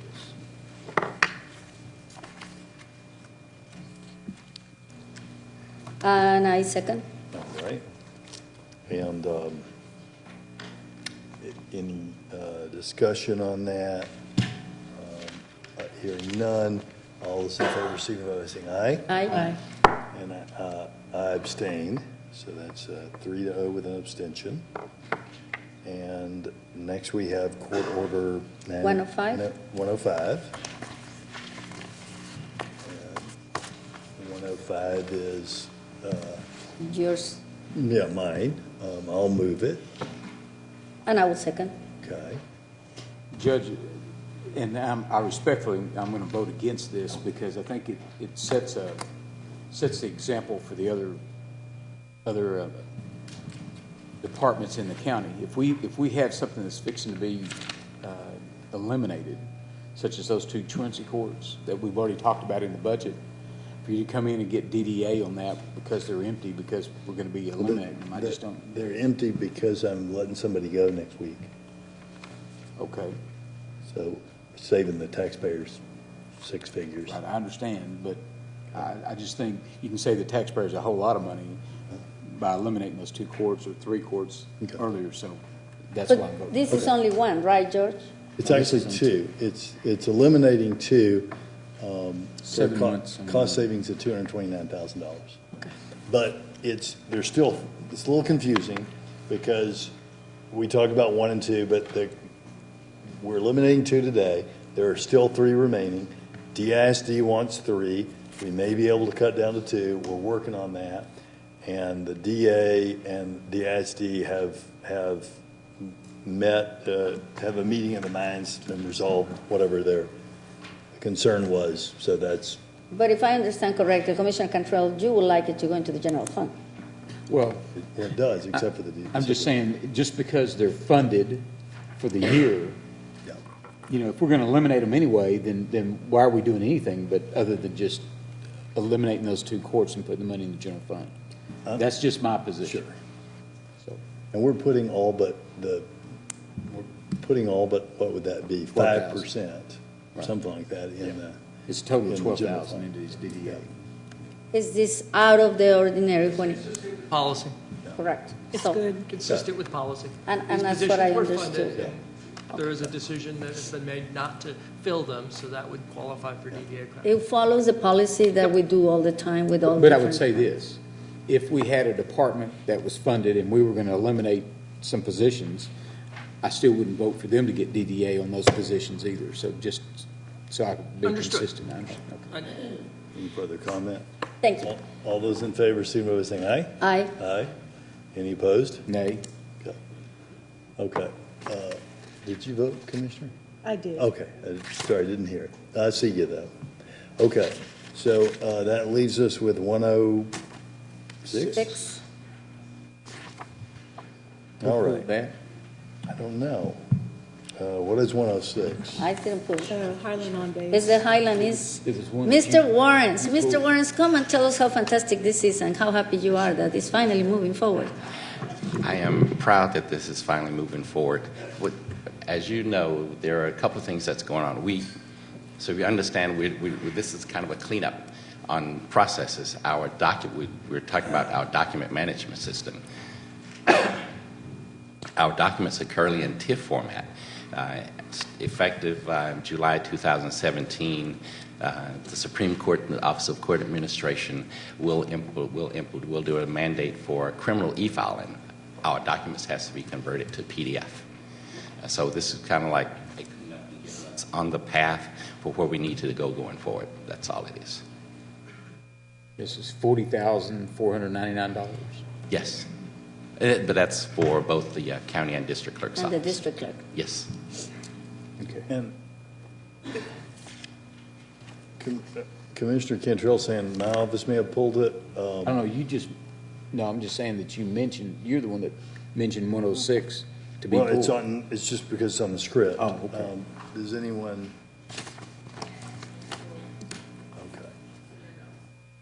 Okay. All right, and. Move approval. Yeah, it's been moved and seconded. Yeah, it's been moved and seconded. All right. Thank you very much. Thank you. Moved and seconded. All those in favor, signify by saying aye. Aye. Aye. Motion carries unanimously. Okay. Next, that's it for those. So, Just one question, just before we finish. Mr. Martin Parkland, the financial aid, was delayed for another day. I asked them to have someone here. They said they would have someone here. So Are they here by any chance? I Ms. sent Miller? an email and received an email back that they would have someone here to talk about patient financial disclosure. Financial, yeah, As you requested. So yeah. Are they And I here? Okay, well, I will follow up with them again. thank you so much. I mean, I have met with Dr. Cerise and Ms. Miller, but just wanted to be sure it was some of the issues that Commissioner Price wanted to discuss as well. Wanted to be sure it was on the record that we did ask, and I'm under the impression that a lot of these issues are being worked as we speak. So just be sure that they know, and when they come, hopefully all the chain of events and all the changes that they're doing when it comes to financial aid have been taken care of. I would sure. appreciate that also. Thank you. Thank you, Mr. Martin. Thank you, Judge. I want to take a moment of personal privilege for us all. I see Daryl Thomas is back with us today, and Daryl, we're so glad to have you.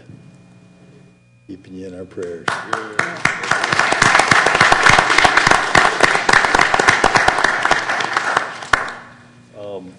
All right, we've still got some public speakers on matters that aren't before the court. Let me call those speakers forward. The rules still apply, and our first speaker is Mr. Michael Martin. Good morning, and thank you for having me. I appreciate the opportunity.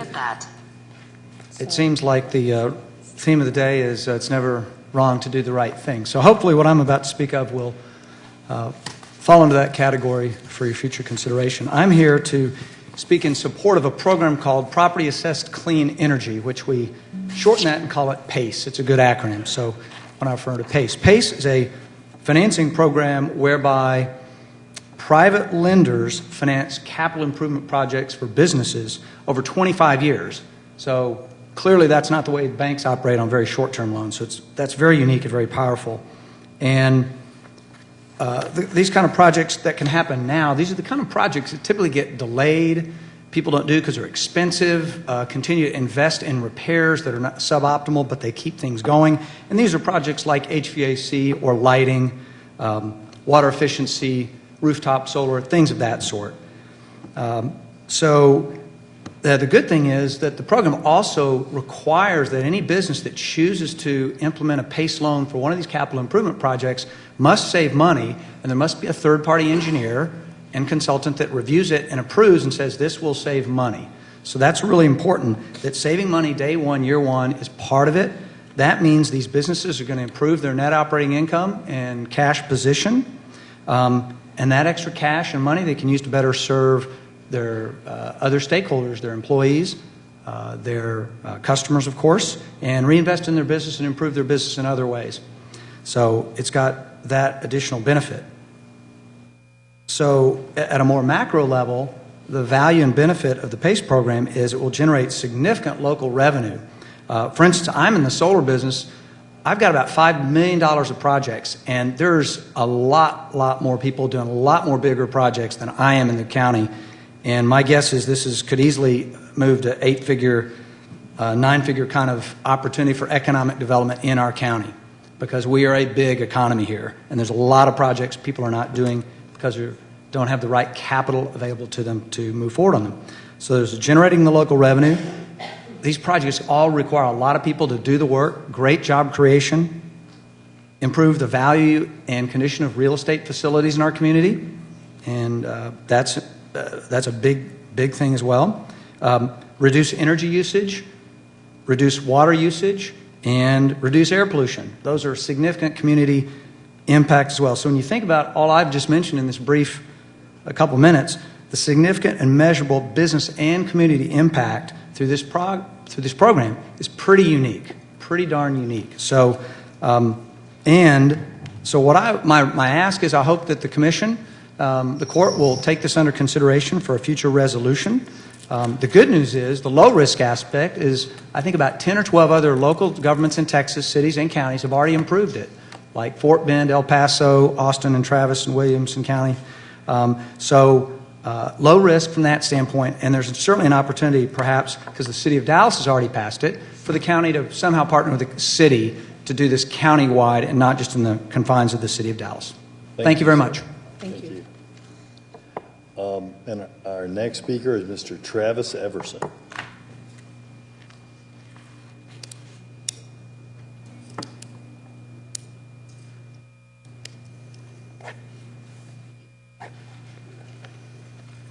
Before I begin, can I clutter your desk further with a couple of information packets? Thank you very much. My name is Travis Everson, and I'm the sales director for a company called Auction House. We do tax sale auctions online. In the last session, in the 84th session, Texas passed a bill unanimously to allow counties in Texas to conduct their tax sales online. We built a system whereby we bring online bidders to compete against your live bidders at the courthouse in real time on the same property. So we expand the venue, which increases competition, which increases revenues for the county and gets properties back on your tax rolls. Our system is at no cost to the county, so while we increase revenue, we do not increase your budgets in any manner. This entire process for Dallas County specifically, even the next month, is 66 individual properties for sale and an opportunity to increase revenues. A lot of times we get a question, counties come up and say, we have to decrease the value of our resale properties just to get them sold. When we say, don't do that anymore, give them to us, we'll broadcast them, market them, put them online at no cost to the county, and you maintain those values for those properties and increase revenues. At the end of the day, everybody's job function remains the same. We provide the staff and equipment, if necessary, on the courthouse steps. We take the bidders online, we compete in real time, and we increase values. So at the end of the day, the 150-year-old process of doing this on the courthouse steps, we change very little of the whole process. Everybody's very familiar with it. Nowadays, I can be in Harris County, be on my phone, and bid on properties in Dallas County. So we feel like this is a great win-win for Dallas County. We'd like to come back and maybe do a more formal presentation whereby we can present the actual website, show you guys in a better demonstration. So again, at no cost to the county, with this increases revenues and it brings some technology forward. So appreciate your time. Thank you. Our next public speaker. Have you spoken with Mr. Ames? Dr. Garcia, that's a function of the Sheriff's Department. Okay, the sheriff. Okay. All right. Our next public speaker is Ms. Joni Evans. Ms. Joni Evans, Ms. Joni Evans. Our next public speaker is Dr. Delbert Zahn. Dr. Delbert Zahn. Dr. Delbert Zahn. Our next public speaker is Mr. William Hopkins.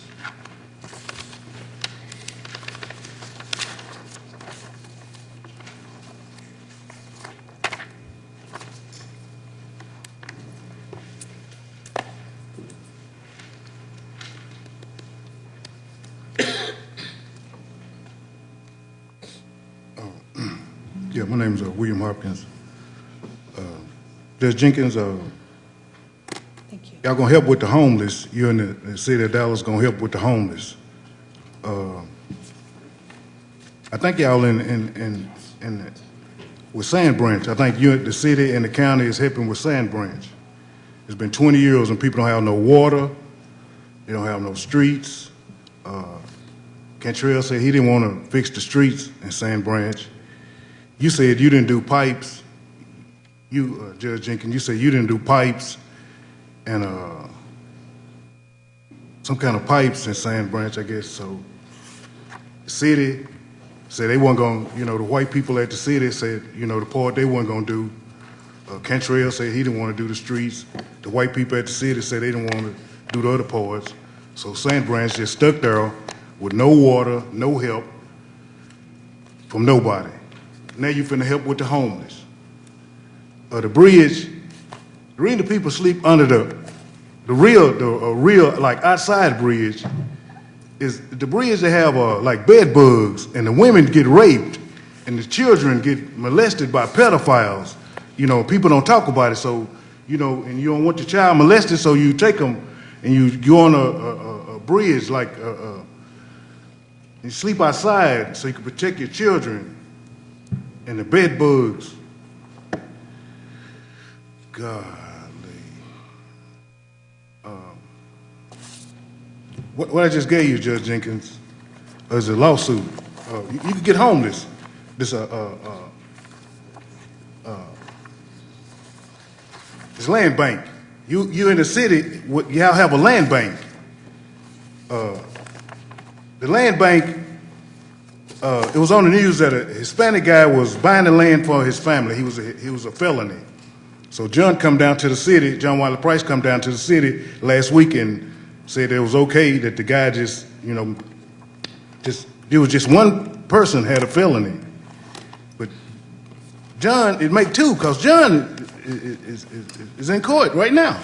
So at least two people. And then right after John spoke, it was a lady. She said at the land bank, the people were getting $5,000 from a family. And the lady had changed her name 3 times. She didn't have no license to be in that land bank. She was taking $5,000 from people, and people were losing all their money, so they get homeless. It's so easy to get homeless. This land bank has got so many felonies, taking people money, making them homeless, and y'all sit up here and play like Miss Daniels over this, and y'all gonna do this. And this land bank, they taking people money, Judge Jenkins. And can you ask the federal government to help them people that's getting homeless through this land bank that you in the city is dealing with? Thank you, Mr. Hopkins. And our next public, that may be it. That's it. That is it for public speakers. One point of clarification. Earlier it was said that, I think you may not know this, Daryl, that Parkland didn't have people here or something. Parkland did have people here to the extent that any member of the court wanted to bring this up or question them. So, and they're since gone. Okay, so that takes us through to now we're going to go into our closed section under Chapter 551 of the Government Code as previously posted. We'll begin that here momentarily. Thank you, sir. Hey,